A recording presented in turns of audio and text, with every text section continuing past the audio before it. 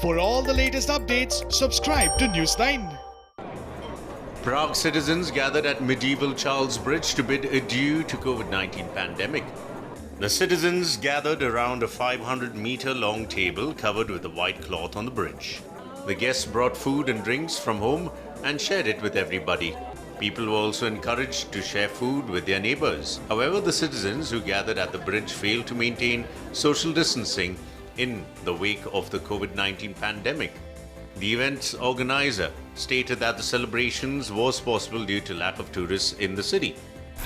We want to celebrate the end of the coronavirus crisis by letting people meet and show they are not afraid to meet and take a piece of a sandwich from their neighbors.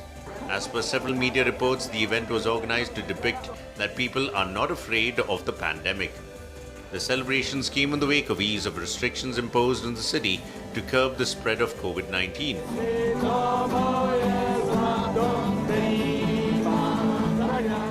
Czech Republic was one of the first countries to impose tough restrictions to contain the spread of the virus in mid-March. The event was chosen to be celebrated on the bridge, which is one of the landmarks in the city. Charles Bridge runs between historic Prague quarters on the banks of the Vltava River. The bridge is a good metaphor. Different people can gather. People were seen sitting close to each other, drinking and watching local performances. Most of the attendees from the celebration found the event very interesting. Things are going more easy now, I think,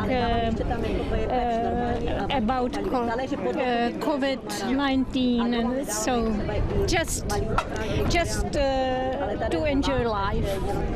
Several bands played and sang along the curvy table decorated with oxeye daisies.